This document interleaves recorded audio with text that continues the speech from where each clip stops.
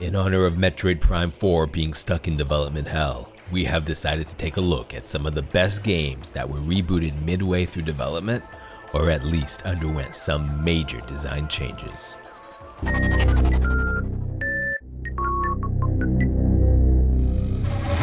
Dark Souls 2 is a far cry from what it once was promised to be. The Big M himself, Miyazaki, was not going to be directing the new game, which many believe is the sole reason for the development problems encountered with it. There were too many senior directors trying to drive the game at once, which meant that, at its core, Dark Souls 2 lacked a solid, focused direction. Tomohiro Shibuya and Yui Tanimura both tried their best to guide the much-anticipated sequel.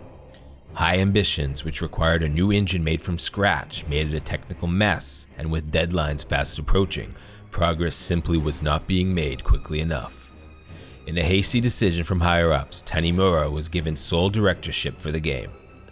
With not much time, he opted to separate what worked from what didn't and paste it all together, while throwing away the latter which did not. This meant that the overhauled lighting system was scrapped, and many NPC characters now played a different role entirely because the entire world was remapped. Overall though, despite the final game not being the second coming of Dark Souls 1 that many wanted it to be, Dark Souls 2 still could have been much, much worse than it was.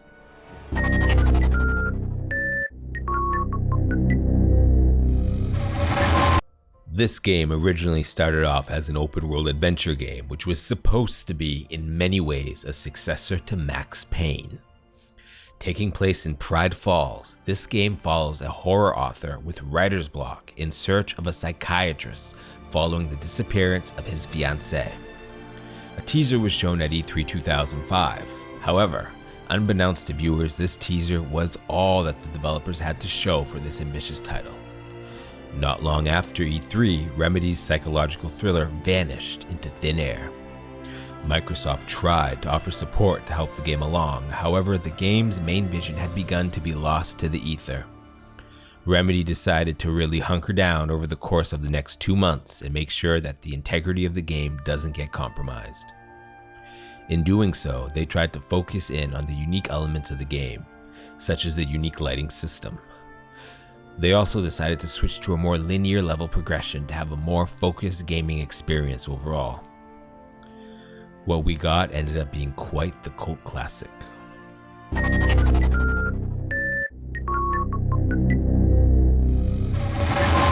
What is now one of the most popular multiplayer online shooters ever started out as a mod, much like many of Valve's other endeavors. Unlike some of those other Valve projects, however, the origins of this franchise date back to even before the Gold Source engine. While the original version of Team Fortress is based off of a Quake mod, what became what is now known as Team Fortress 2 was originally known simply as Valve's Team Fortress, and features a much more realistic setting overall, including realistic guns and vehicles. The classes from the original Team Fortress carried over with some new abilities as well as new classes altogether. At the 1999 Electronic Entertainment Expo, Valve showcased a new version of Team Fortress 2, subtitled with Brotherhood of Arms. This had many advanced rendering features, such as being able to dynamically change the amount of polygons and character models based on the corresponding distance of the viewer. There was other iterations of the game, but it wasn't until Team Fortress 2 Invasion that we got the Team Fortress 2 that we know today.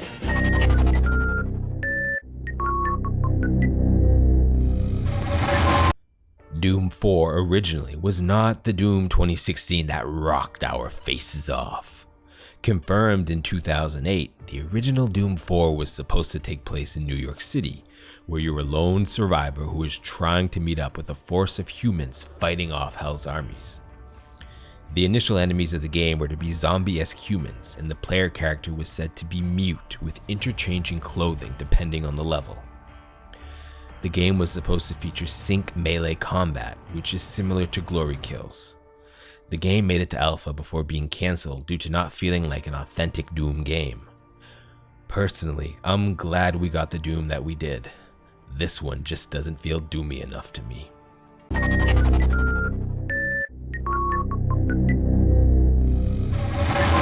Before Metal Gear Rising: Revengeance, there was Metal Gear Solid Rising.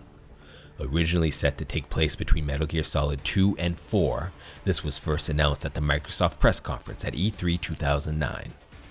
What flashed before congoers was Raiden sporting his new aesthetic and the tagline, Lightning Bolt Action, complementing Metal Gear Solid's typical tactical espionage action. No footage would be found for this game until the following year, however, and it was set to utilize Kojima's freshly developed Fox engine. Story-wise, it would feature cameos from popular characters from the series and was supposed to follow the events on how Raiden became a cyborg. I consider this an awesome idea because it is a pivotal character change which has never been elaborated on. Talking gameplay, the game was meant to be much more slow-paced and realistic to a degree, with stealth action sections that were meant to feel like a predator stalking its prey. The 2010 Tokyo Game Show was the last time we would see this iteration of the game, however.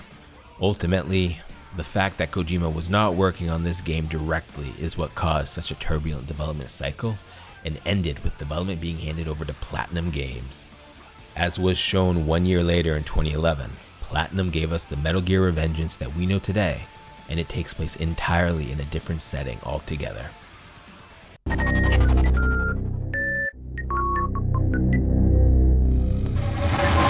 The original Mother 3 looks nothing like the GBA game that we know today.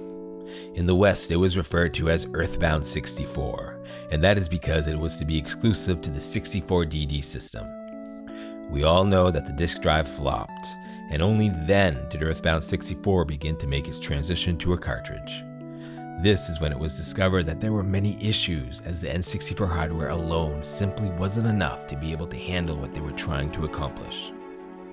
Miyamoto has even been on record stating that it would have been almost easier to simply port development over to the GameCube. Much to everyone's dismay, Mother 3 as we know it was officially cancelled not long after.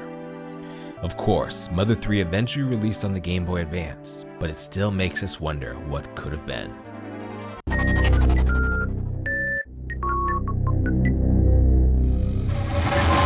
To say Star Fox Adventures is unique would be an understatement. This game is a departure from what so many people know and love about Star Fox. I for one appreciate it when a game is so bold as to try something new in the way that Star Fox Adventure has, but I know others have their reservations, and rightfully so. Star Fox Adventures did not start out as a Star Fox game at all, but rather as a game known as Dinosaur Planet. Originally, this game was being developed by Rare for the N64 and was using the same engine as Ocarina of Time, which is exactly why Star Fox Adventures plays very similarly as a Zelda game. One of the biggest things that held back Dinosaur Planet is that it was a bit of a transitional period for Nintendo, as the N64 was on its way out and the GameCube was coming in hot. Eventually, some comments were made by Miyamoto in which he suggested that the main character of Dinosaur Planet looked a lot like Star Fox. And before you knew it, Star Fox Adventures was announced, complete with changed plot and new gameplay elements. I always felt like the game didn't really fit as a Star Fox game though, and honestly I would have probably preferred to play it as Dinosaur Planet.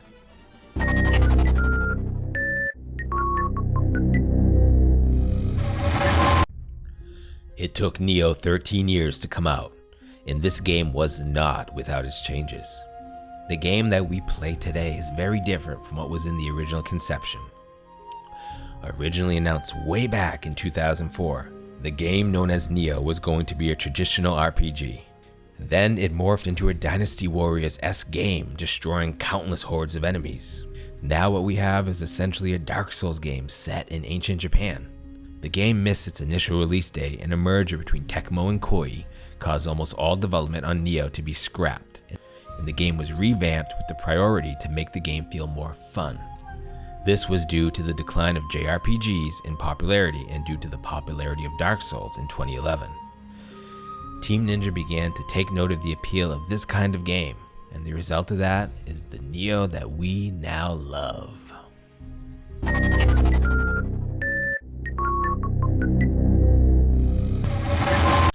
Coming up off the heels of their RTS game Myth, Bungie began to wonder if taking the gameplay into a sci-fi setting was their next step.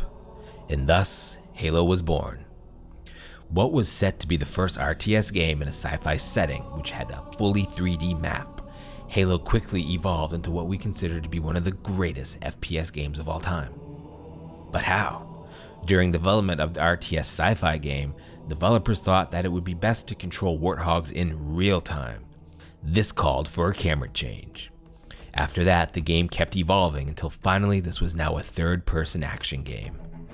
The game was set to be an online multiplayer game, not unlike Bungie's more recent title, Destiny. The mystery and buzz surrounding Bungie's up-and-coming title caught the attention of the industry, with even Steve Jobs taking note. The game was set to be a revolutionary hit.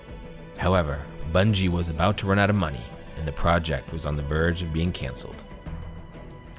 Luckily, Microsoft just so happened to be developing their first console and loved what Bungie had shown thus far, and decided to acquire Bungie in hopes that Halo would make for a great killer app on the Xbox.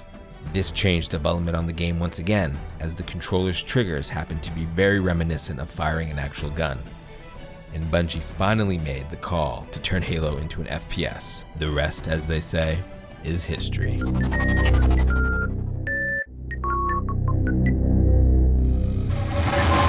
The Resident Evil 4 that we know and love wasn't as well thought out and planned as the final product might make us believe. In fact, it was a bit of a happy accident of sorts. Resident Evil 4 went through 4 different iterations before Capcom settled on the version that we have now.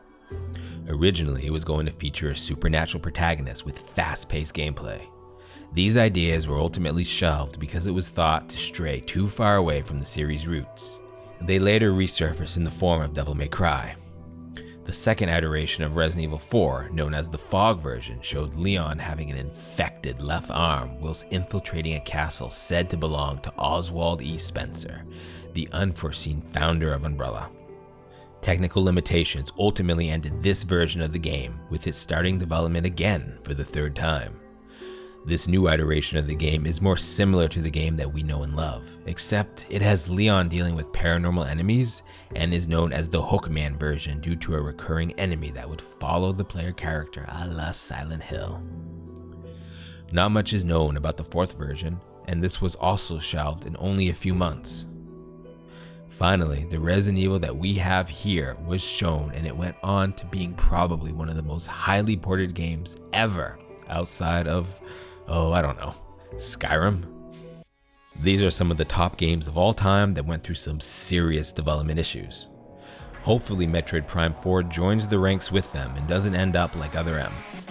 Thank you all for watching.